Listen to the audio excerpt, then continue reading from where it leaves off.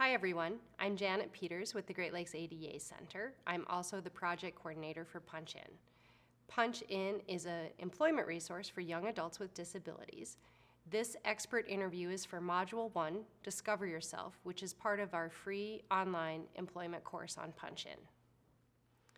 Our speaker with us today is Leonard Lang. Leonard is an author, a keynote speaker, and founder of Beard Avenue. Leonard has worked for 19 years doing career and executive coaching, as well as organizational assessments and facilitation. He is an expert in the field at getting individuals and organizations to get unstuck and creative to create the careers and organizations that they want. Leonard, thanks for being with us today. You have a very compelling personal story that launched your current enterprise. Can you tell us a bit about how you came into this line of work? Sure. I think for most people, if they make a change, as I did to do the work that they do, it'll come from like there's some real problem or they're not having the success they want, so they rethink things. In my case, my success actually led to it. I was very successful. I had my own business, which meant I had a lot of flexibility in my schedule. So that meant I was out around the lakes in Minneapolis riding my bike in the middle of the day if I wanted to. I had good clients. I was making a good income, and everything seemed hunky-dory, except that I started waking up in the morning and going like, this doesn't feel right. This isn't really me, or this is me, but it doesn't feel whole enough. It doesn't feel like I'm really being challenged the way I want to be challenged. It doesn't feel like I'm really offering what I can offer or really bring forth who I am. And so that was making me feel unhappy. So in that sense, it was not so successful. So that started me on my own journey to figure out what's going on here, how did I get here, how do I get out of here? And from that, I started looking at what I actually did to get here. And I realized that one of the things that I had done was ask the wrong questions about my career. And I started by asking things like, what skills do I have that people are going to pay me for? Rather than starting from, gee, what would I like to do and how can I make that happen? I didn't ask that one, I asked that first one about the skills. And that led me into this other career, which I was perfectly qualified to do, and it was fine. There's nothing wrong with that career. It just wasn't satisfying to me. So I started on this process, I started reading books, I started talking to people, I started thinking about this, I started taking steps to see what would be more fulfilling and satisfying. And so that, over time, led to what I am doing now. And using that experience has helped me a lot in terms of helping other people because I've gone through that myself. I'm not coming from some textbook way of how you change people, but like this is really how the real world works and how it worked for me. Our first module in Punch In is Discover Yourself, and you definitely embrace that in the work you do. Can you offer any tips or advice for young people to know what they value, who they really are, and how to embrace that in their career search? Yes, actually I do. First step, stop worrying. Take it easy, take a breath. And from here we want to actually stop worrying by putting aside a lot of the things we may be thinking of. A lot of us do when we start thinking about careers, such as this is what all this assessment tests said I could do, but maybe employers won't believe it, and all of these kinds of things. Or what our mother said we should always do, or what our best friend or whoever. And just take a step back, and we're going to really look at what you as an individual want. What do you really feel you can do? That's where we want to start. We don't want to start with worrying about what the employer wants at this stage. You will need to know that, but that's later. So once you have that attitude of starting with that, you start with yourself and connect to yourself. And to do that, what I like to do is help people with 4 questions to go through in order to connect and get an answer. First question is basically a who am I question. We can get more into that a little later, I think, and see what that actually means. Then after you know who you are in terms of your values and things and your passions, then you want to know what's the purpose? Why are you doing what you're doing? What makes it meaningful to you? And we can talk about that as well. Third question is, once you know who you are and why you're doing what you want to do, what the impact is you want to have, then you have to answer, what does it look like when you're actually doing it? So that can be very varied. Maybe you say, well, I want to help kids learn math. But that can be very many different ways that that'll happen. It may be in a Montessori school, it may be in a rural area, it may be overseas, it may be a lot of different ways. So what does the day-to-day look like? That's the third question. All of this, again, comes back to not worrying about what other people think you can do or whether that's a good idea right now. We're not worried about that yet. Until now, when we get to the fourth and final question, which is, okay, how do I achieve that vision for myself? And then we bring in all those other factors. If you bring them in too early, it's going to confuse matters. I see it all the time with clients. That sounds like a really useful approach. Can you elaborate and give us some more details on how you use that four-part approach? Yeah. So I mentioned that who am I question. The who am I actually has a number of parts to it. The first question that you answer within that is, what are my passions and interests? And this is interesting because a lot of people say, I've done that, that's not helping me out. Because they'll say like, hey, I like whatever. I like gardening, or I like skiing, or I like playing my guitar, but I'm not going to be a professional at those things.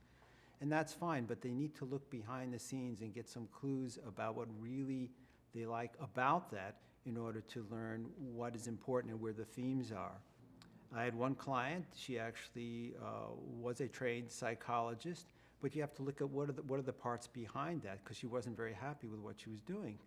And so it turns out that she didn't particularly like client interactions, but she liked the idea of kind of creatively shaping things and working with how people think about things. And so she wound up getting into product development. So we need to look at it at a deeper level than just like the title psychologist, the title gardening. Okay? So that's your passions. You need to also look at your values, because if you're not going to have a good match with your values, then you're not going to wind up being happy and have a fulfilling career no matter how much fun the work is. If, for example, you were a pacifist and you went to work for a company that's making weapons, obviously, even though the engineering, let's say, is very high level and very exciting to you and the people are really nice and everybody's great, if that value match isn't there, then you're not going to be happy there. So you have to at least know what your values are. Not that you're going to impose them on someone else, but you need to know that. People talk a lot about skills, and yes, we want to know what your skills are, but in this case, we're really looking for what skills you want to learn, because if you want to learn it, you can learn it. Just need to take the time and the effort to do that. So what are the skills that you are passionate about learning or you already have? In addition, an area that people don't often look into enough, but it's very important, and it's under this who am I question as well, is how do you like to work? And that has to do with what roles do you like to play or would you like to grow into? For example, are you the kind of person who would like to learn to be, or you already are, kind of team leader person? You always like to take charge, or you wish you'd learned how to do that. Or the kind of person who you don't want to do that, it really doesn't even interest you. It's not that you're scared of it, you just don't want to do that. Do you like working a lot by yourself, with others? Do you want to have travel in the work? Do you like working with computers or not? How do you like to work? That transcends the particular work. In other words, the way you like to work will probably apply whether you decide to be that school teacher or to be the architect or the engineer. That team leadership thing, as an example, would be how you like to work. So identify those things. I found over the years that answer to that question often is the key to the whole thing. People will say, like, I'm not sure, there's 3 or 4 or 5 careers I could do. I can't tell, they seem different. Okay, but once we get to the how you like to work, everything gets clear. Because once they have that, they're pretty happy, and maybe it works more in a particular career than another, and all the careers would work of these few.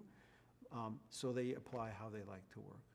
So all of those are important in the how, in the who am I kind of question. And again, we have to make sure that other people aren't telling us who we are. I had a client once, she was in graduate school, very bright woman, very nice, and she was very unhappy. She was extremely successful at what she was doing. Everybody thought she would do great in her field, but she didn't have an interest in it. The problem was that everybody was telling her, you have to stay in this. You've already committed to graduate school in this field, and you're so good at it, and you're so intelligent. Anything else you do, you're not using your intelligence. It's a shame. You're not using your education. Our parents told her the same thing. And so when we went through coaching together, she finally confessed that what she really wanted to do was be an elementary school teacher. But somehow with her particular group of people, they thought that wasn't her. But she knew it was, and for her just simply to admit that that's what she wanted to do was huge. It was a huge session for her. And so to kind of own that and to recognize what she liked was a tremendous difference. And then she just started mapping out a plan to do that, and she got so much happier. It was just so visible in her. She was so glad. So we have to be very honest with ourselves about this going through this process. So that's all question one. Question two, what is my purpose?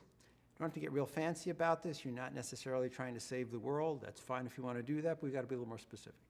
So when I say what's my purpose, we're looking at what is the impact you'd like to have on other people. Do you want to have people feel more comfortable working, going through a hospital situation? So maybe your purpose is to just do that, help patients out or help families out, and you like having that impact on them so that they feel like, oh, I'm more comfortable in the hospital. That could be your purpose. Your purpose could be to teach the kids math, as I mentioned before. Or maybe your purpose isn't to teach the kids math. Maybe your purpose is really to make kids feel comfortable with math and be more creative and be easier in the world about math. And you do that through teaching, say, algebra. You will be hired to teach algebra. You need to teach the algebra. They need to succeed at algebra. But you know in your heart that your purpose is, I'm just really making kids creative and more comfortable with it. I do it through algebra.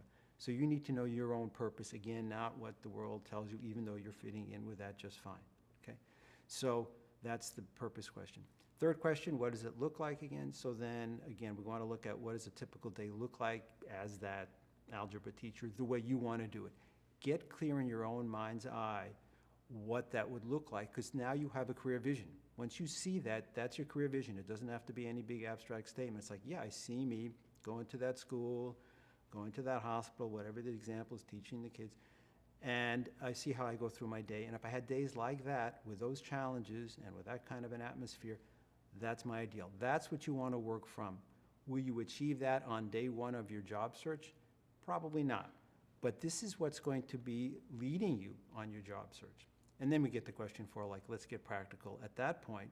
And now I have to say, like, okay, how do I translate what I want, given my skills and my situation, into what other people will hire me to do? How can I create and shape the job market for myself? So when you start out at an entry-level job, that can be difficult to create and shape exactly what you want. But you want that in mind, so you know that you're going to look for something that's going to help you get to that point. So it's not that you immediately get there, but you're not just falling into a position and going like, gee, I hope this works out in the long run. You're looking for opportunities, even as you start that job, to learn what you need to learn, to meet the people you need to meet, to have the experiences you would like to have that will help lead you to it. So it's part of this journey. So it's not that you immediately create the absolute job you love, but you're on that path rather than just settling for something, going like, I guess this is good enough for now, which is not the path to a fulfilling career. So, and a young adult takes the time to learn who they really are and what their values are. How do they go that next step to applying that in a practical way to finding a career they might like? Yeah, that's a really good question, because we do have to get into that real world stuff, that question 4 stuff. So what I have almost all my clients doing, whether they're entry level or not, if they're considering some new careers, and this is the most practical thing I think you can do, is to research those careers in the real world. So yes, start online and research what that architect does or whatever the job is. But then go out and do some informational interviews. Informational interviews are fantastic. As I said, all my clients, no matter what their age or what their position, they're out doing that if they're looking for some new careers, and they get back phenomenal information because it's on-the-ground information. What do I mean by informational interviews is you go find people, and people are willing to talk to you about this. You find people in the field doing what you want to do or what you think you might want to do, or people who are leading groups that are doing that. And you ask to interview them and say, you're interested in this field, this is why I'm interested in it, and you already know that because you have some idea what it is, and you know what you want to do. So all that previous work is going to help you here. So I've really thought a lot about it, and this seems like it might be, but I don't know enough about it. Can I come talk to you and learn more from you about what your day-to-day is like, how you got into this, what other skills I might need? Here's where you're going to be able to ask all those practical questions of someone who's there doing it. And you ask that of a number of different people, so you're not just biased for whatever one person's answer is. And you'll get phenomenal answers because people will feel real relaxed about doing that because you're asking people to do something they like, which is to give advice to other people and to talk about themselves. So this is a kind of no-brainer sort of situation. So do not at all be afraid of asking people. The only thing that ever seems to hold that up is if people just say, I'm too busy, and you just kind of have to give them some time. When you do these informational interviews, then you just need to have a set of questions in mind, and the questions you want to ask are the questions you need to know or that you want to know in terms, again, of like, what does this actually entail? What do most people do who get into this field? Where do they go later? Where do they move ahead? How do they move ahead? What do they go into after this first job or this particular job doing that? And find out those things. So if you have a question, then you get to ask that. And the other thing to remember is that it's a conversation. It's not a script where you go like, okay, number one question, oh, thank you very much. Number two question, you want to have a conversation with someone because that's where you'll get the best answers. And that also creates a connection with that person. And they're there to then even help you in the future because now they hopefully like you and because you're so smart listening to their advice. And you have a good time with them and they have a good time with you. And so you can call them back later. They're another connection. You can also always ask at the end of an informational interview if they know anyone else that you should talk to, given what you already have discussed at this interview, that will help them out, like give more of those answers or another viewpoint or another company that does this. So informational interviews are great, and the interviews can be about the particular job, but it can also be about an organization. Say, gee, I really want to get into the University of Minnesota or Cargill, or it doesn't matter, whoever it is, then you can just talk to people in the organization around the kinds of things you want to do and find out about the organization. And of course, you do want to read about it online first so that you know the things that are basic that people really ought to know before they go in. But that's a phenomenal way to get some real-world feedback about the field so that you know what you're talking about a lot better. You can also shadow people sometimes if that's possible. In some cases, you could do some volunteer work that is in the field or is in the organization, especially for nonprofits. Lots of people who want to work in nonprofits can do volunteer work. So there's many ways of getting real-world information in addition to Googling it online or reading a book about it. What is the biggest mistake people often make when deciding on a job that may actually be preventing them from a really fulfilling career? Yeah, the biggest mistake, I would have to go back to the kind of mistake that I made and what we've been talking about. It's to have the wrong orientation towards this. It's to start with what's out there, what other people are telling you, what the job postings seem to be asking for, and trying to match your skill set to some particular box of skill set that's out there. You do have to have the skills to do the job. Let me make that clear. But the first step is to start with what we said, that kind of who am I? And that's the biggest mistake people made, is they start compromising before they figured out what they want. Let me give you an example. I had a client, she came in, she wanted to get a new career, and so she started telling me some of the things she'd been thinking about. So I don't remember what it was, but she started listing them off. And she said, okay, I might want to do this, I might want to do that. And then she her voice dropped down and she mumbled, but she said, oh, of course, what I'd really like to be is a chef, but since that's impossible. And I said, whoa, big red flag. What did you just say? Well, I thought I might want to be a chef, but that's not possible. So she was already figuring out what was possible before she'd figure out all these earlier steps.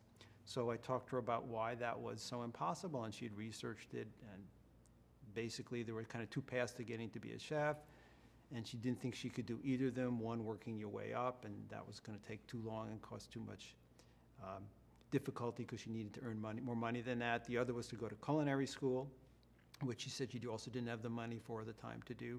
So she just ruled it out. So she was doing question 4 type things instead of question 1 things. And in fact, the result of all this was that we worked on why she wanted to do this. The who am I? What were her passions that made her say the word chef? So that's when we looked into all of that behind the scenes stuff we're talking about before about your passions on that question 1. As a result, she realized there was another route she could go, and that was to become a caterer. Because to become a caterer, especially in the case she wanted to run her own business, she no longer had to go to culinary school. She already had her recipes and her ideas of what she wanted to do. She didn't have to work her way up as a line chef. She could just start that out. But then she said, oh my goodness, but I don't know how to run a business. So we talked about getting somebody else in as a partner who knew how to run a business, who would be delighted to run a business about catering, which she was able to find, amazing me even, in like a week or two. And so then she was able to start a catering business. But if she stuck with her orientation, like, well, I know that's not possible, so we're going to rule that out, let's start compromising on day one before we even looked, then she would never have gotten to that point. So that is the biggest mistake, not having the right orientation. How do you counsel people on what risks to take when going through this process? Yeah, risk-taking, that's always a tricky one. That's going to vary from person to person.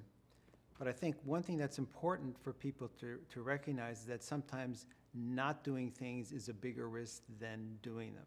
So it may be scary to go ahead and start a new school or to start a new job or to look into a new industry or to do anything, but then not doing it is also a risk. Whatever you decide has its own risks and difficulties. People always talk about, gee, I didn't take some risks, and at the end of my life or something like that, I regretted what I didn't do rather than what I did do.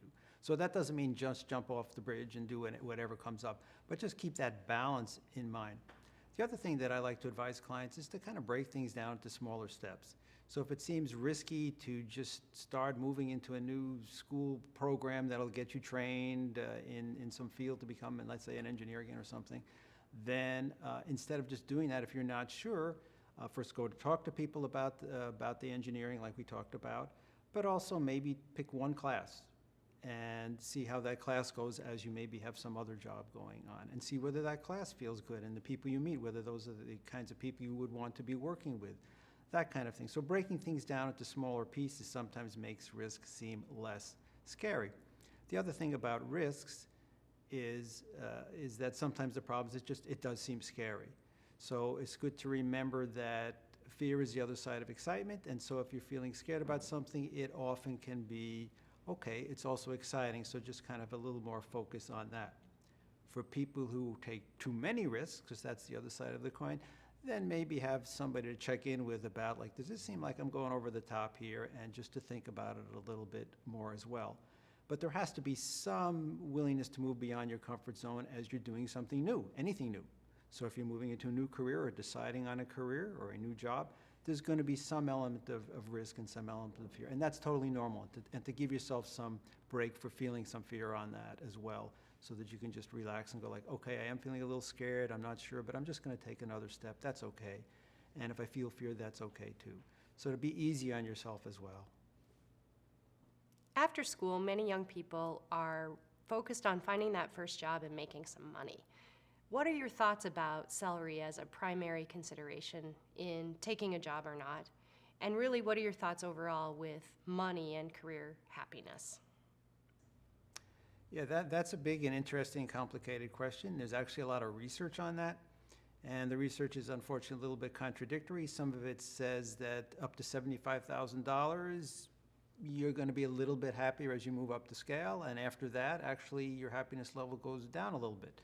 But then there are other studies that say it keeps going up, but less and less as you earn more and more money. But the main point really is that to make the money part of your overall career vision. We talked about career vision before and about what you're doing day to day, but part of the vision also is like, this is how much money I'm earning, and these are the kinds of things I'm doing in my work-life balance when I get out of work and the way I could live.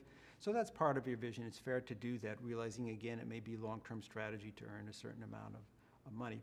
But I would still say the focus needs to be at the start of this on what you want to be doing, the activities you want to be doing at work, because that's where the real satisfaction comes in, rather than just how much money you have, even though that gives you opportunities as well. So it's part of that. The other thing, though, with people particularly going for more entry-level positions is that they may not have a lot of flexibility in the kind of salary they're going to get, because it's an entry level and you sometimes have to just deal with that.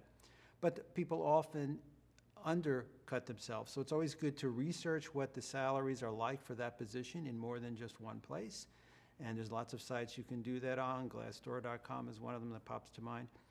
And have some idea when you go into that you can negotiate that in good faith with people, because people are going to try and get you for the lower salary just because it makes more money for the business. It's logical for them, just it's like it's logical for you to seek more money.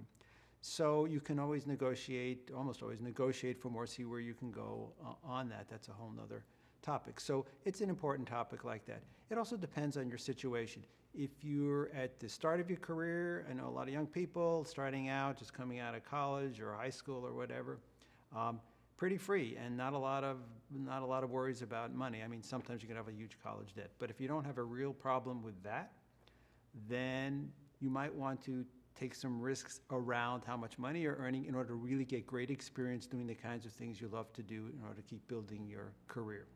Later in your career, it could be different. I had a client once who he came in and he said, okay, I am somewhat limited by the finances. I know that's not the first thing we talk about, but I need you to know that I have 7 kids and 2 of them are going to be starting college pretty soon, and so I need to earn at least $100,000 a year.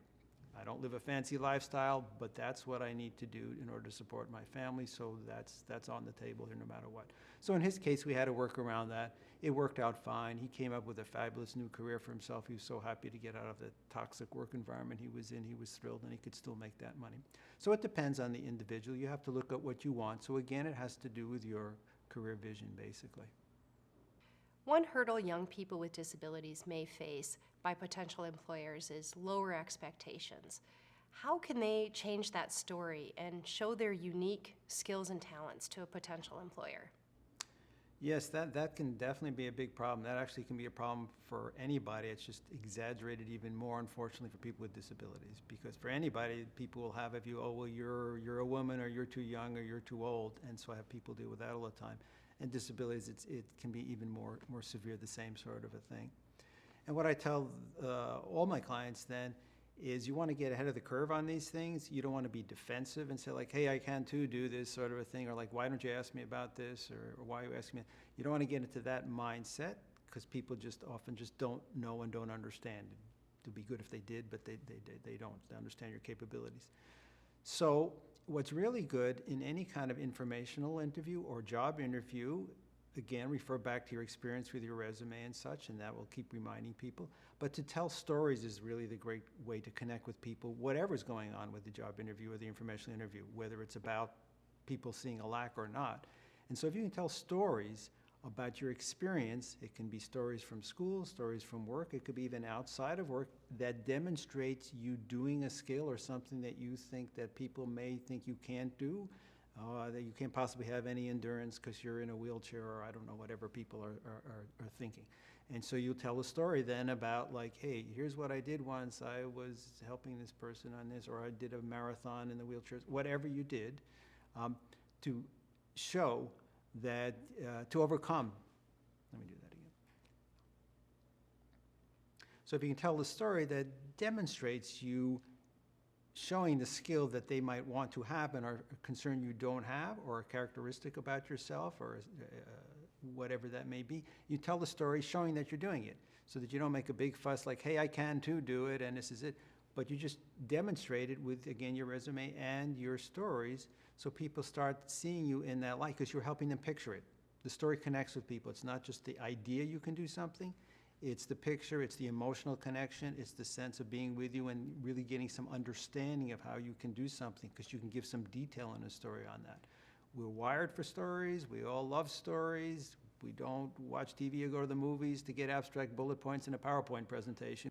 So one of the stories that you really need to work on no matter what, for any informational interview or any job interview, or even just meeting people in any kind of a networking event or whatever, is the answer to, or the story that answers, tell me a little bit about yourself. That's how any interview tends to start off, whatever that question is exactly formulated as. People just want to get warmed up and get a sense of who you are and how you look at yourself. So in the tell me about yourself story, that gives you a chance to say pretty much anything you want. People get scared of that question. They go like, I don't know what to say. This is your chance to frame an entire interview and to get people to look at you in a certain way. It's kind of a first impression answer anyways, because it's a first question. So in that story, you can particularly talk about whatever, how you've overcome adversity, or how, again, you can do things that people didn't think that you could do. And in that story, again, you're demonstrating yourself doing things and taking on challenges and simply succeeding in what you're doing in your life in ways that, again, people will be on board with you, can picture it, can get emotionally connected with you. And so that starts turning things around. If people are just flat out prejudiced against you, that won't be enough to change them, unfortunately. But if people are at all open, I think most people are, they'll start learning from your story and they'll start asking questions more in line with that, and that will start to shift them. So that's one thing that can help out quite a bit. When looking for that first job, it can get really difficult. Many students face rejection, or worse, they don't even hear from a jobs that they've applied for. How can young adults stay positive and keep motivated to keep going? Yeah, that can get tough. That can get tough for anybody, especially not hearing, which is so common. And because it's so common, you really have to understand not to take any of this personally. Because it's just how people happen to react to you or whatever that day, and there can be a million reasons why you don't get a job or why you don't hear back. And whatever story you're telling yourself about what that is, it may be true. Certainly if they tell you this is your lack and why we can't hire you, that's something to listen to. But often we're just making up stories about it. Well, they didn't like the suit I was wearing, or they think that I am, too heavy, or have this disability or whatever. And we don't know that. So it's better just to, again, be strong in yourself. But a real key to that is what the psychologist Martin Seligman has come up with, and he wrote a book called Learned Optimism, which is a very good book to read. And he's now I believe he's still the head of the positive psychology department at, I think the University of Pennsylvania. And he has something that I call the 3 Ps, but it comes from him. And what you need to do is to make sure you don't do any of these 3 Ps in your own thinking, because that's so important to stay on top of things.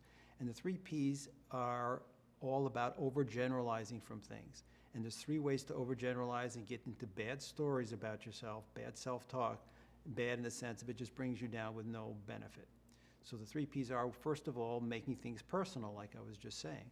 So if you take things and say like, oh, I screwed up that interview, I'm a ridiculous person, or I'm a bad person, or I'm a stupid person, or I'm whatever. So then all of a sudden it's about you. It becomes very hard to change because it's who you are. I am this.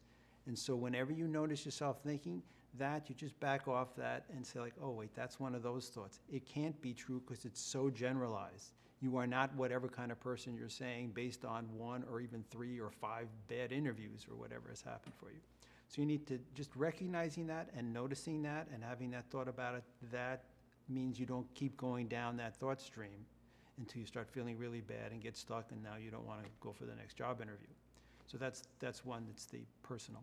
The next one is making things permanent, meaning you say like, oh, I screwed up that job interview. I screwed up one last week. I always screw things up, and I'm always messing up. Again, that's an impossibly false statement because you don't always mess up. If you always messed up, you probably wouldn't even be alive. It's just, you're doing things right. You are, believe me. So to make that kind of statement, again, makes it impossible to change. It's always, well, how could I even change it? It always happens. So it's a very, very negative way to get into a story about yourself. So if you recognize any kind of always statements that are negative about yourself and you're buying into them, just notice that and back off again and go like, okay, that thought's coming, that feeling's coming, that's fine, but I'm not going to chase it. I'm not just going to believe it. And just noticing that is a huge factor. And the last one is making things what he calls pervasive, the 3rd P. And pervasive is about what's going on now across your life. So you say things like, oh, I screwed up that job interview, and you know what? I forgot to call my friend today too. So, gee, everything is going wrong in my life.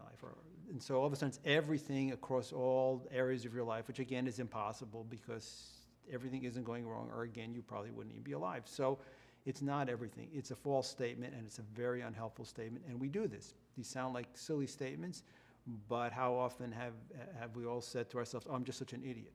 If you just say that to yourself and you move on, it doesn't make a difference. It's fine. But if you're going to follow that and get really stuck from that, then that becomes a problem. So basically, we're talking about keeping a positive mindset, not by just thinking happy thoughts, but by just noticing where your thoughts are taking you, if they're taking you down, not true statements that are not helpful. And particularly taking things personally from job interviews is a big one for what we're talking about today. So I think that those would be things to be keeping in mind. Leonard, thank you. This has been a fantastic conversation. Do you have any final thoughts to share with our Punch In participants? Yeah, this has been great. I really enjoyed it. Very excited to have been here. Thanks a lot for this opportunity.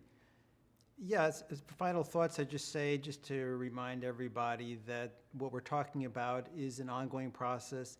It's really a lifelong process. It's not like it'll take your whole life to figure out what to do, but that'll change during your life perhaps. That's fine. As I said, I see people of all ages doing this thing. So give yourself, again, as I said at the very start, take a breath, give yourself some time to do this, but keep taking small steps. We talked about the 4 questions and getting that career vision on that 3rd question. So kind of work towards getting that and then taking practical small steps to get that, and realize that everybody meets fears and difficulties and meets external difficulties and resistances. So you're not alone in this. You can keep moving on. And in terms of being not alone, I would also recommend that you get in touch with whatever communities of support you can, whether in the disability community or otherwise. And I also recommend for people to think about getting a success partner. And a success partner is something very simple here.